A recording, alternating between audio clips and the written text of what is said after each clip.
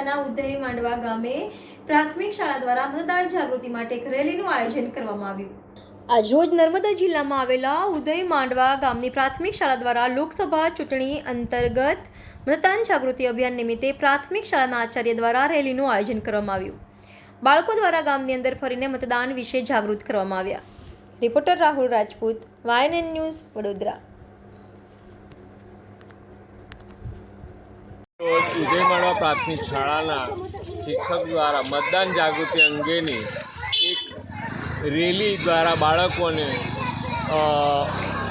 લોકોને મતદાન જાગૃતિ અંગેનો સંદેશો પહોંચે એટલા માટે આજે રેલી કાઢવામાં આવી છે અને બધા આ અંગે જાગૃત થાય એના માટે અમે આ રેલી યોજવામાં આવી છે. Subscribe now and press the bell icon. Never miss an update.